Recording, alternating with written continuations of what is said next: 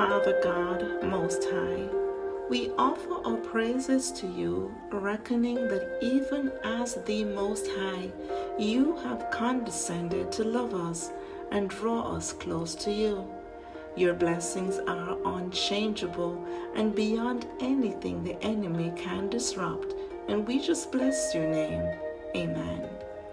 Today's devotion is Steadfast Promises. Our verse of meditation is Isaiah 45, verses 5 and 6. He says, I am the Lord, and there is none else. There is no God beside me. I girded thee, though thou hast not known me, that they may know from the rising of the sun and from the west that there is none beside me. I am the Lord, and there is none else. It is said that words are wind, but not the words of God. He is El Elyon, God Most High, and his words occupy a high point also. Whatever God speaks stands, and it stands forever. And you, yes you are a big part of the reason that God's promises have been given. So pick a promise today and stand firmly on it. In 2014, one of the most talented athletes in the U.S. returned to his home state, Ohio, and launched the I Promise program with the Akron Public Schools District. The project was for a part-time enrichment program for third graders who could not read at their grade level. In fact, most of the children were in the bottom 25% of students in the district. These children had all experienced trauma. Some had been through violence and even witnessed the killings of siblings. They had experienced abuse by authority, fractured homes, homelessness, illnesses, chronic poverty, and many other social ills. The athlete in question is LeBron James. He was born to a 16-year-old girl. Back then, his own family experienced homelessness. James remembered that he missed almost 100 days of elementary school in 1 year. Though he was offered home and nurturing by a network of coaches, he understood very well that had it not been for his athletic gift, he probably would have fallen through the crack in the education system. He then made a pledge that he would establish a school to offer real education to children where their vulnerabilities would be considered. Soon the part-time project ballooned into a school, not a charter or private one that could reject children, but a public school with open doors and more so with open arms by their staff members.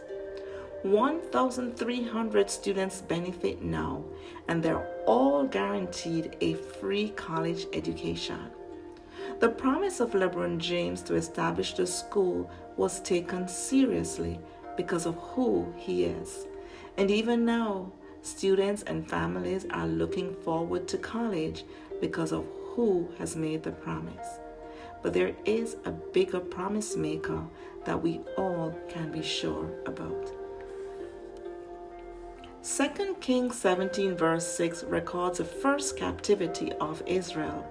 King Hoshea betrayed the Assyrians to who he once paid protection money. He stopped doing so in favor of making friends with the Egyptians, hoping they would protect the kingdom. This angered Nebuchadnezzar, who arrested the king and carried the people from the northern tribe into captivity.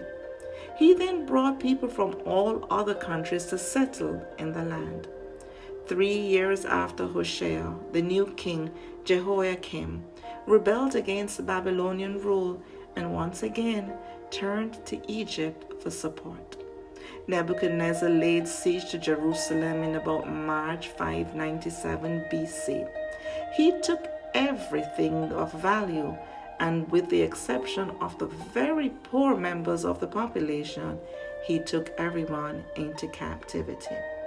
He then established Zedekiah as his emissary, but it wasn't long after that Zedekiah joined a coalition with Edom, Moab, Ammon, and the Phoenicia in rebellion against Nebuchadnezzar. Thus, Jerusalem was destroyed for the third time.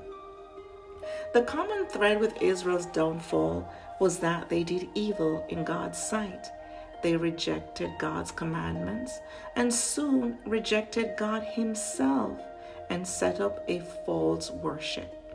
Instead of turning to Jehovah, who led them out of Egypt, they found themselves constantly looking to other men for refuge. The Lord was very angry with Israel and removed them from His presence. But God ordained a time for the rebuilding of Jerusalem. 70 years was a promise, and God even named Cyrus as the king who would spearhead this. Ezra chapter 1 opens with this verse. In the first year of Cyrus, king of Persia, in order to fulfill the words of the Lord spoken by Jeremiah, the Lord moved the heart of Cyrus, king of Persia, to make a proclamation throughout his realm and to put it in writing. The proclamation was that God had instructed him to rebuild Jerusalem and the temple. He offered protection, resources, and support for any Israelite who wanted to go back to rebuild Jerusalem. The Jews labeled Cyrus as Cyrus the Great in honor of the work of his hands, but again they missed who it was that really rules in the affairs of men. Cyrus was acting at the will of El Elyon. Before Cyrus was born, 150 years ahead of his time, Jehovah revealed to Isaiah that Cyrus was chosen and anointed by him to carry out a mighty work that included the restoration of Jerusalem. In today's verse, Isaiah is repeating what God told him about Cyrus. Though you don't know me, I have girded or determined your path, and I do this because I am the Most High. I just love how El Elyon declares his rulership and his sovereignty.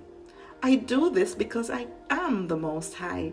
This is a declaration that when I speak, none can change it. That what I say stand because I am the highest authority. And when the Most High declares a blessing on you, no one can change it, reduce it, or redirect it. Look at the actions of Cyrus. He allowed the people to keep their cultural practices. Then he opened the path for them to go by making the declaration. On top of that, he gave them resources of gold and silver, and he even restored to them what Nebuchadnezzar had taken. Who but a mighty El Elyon could do this?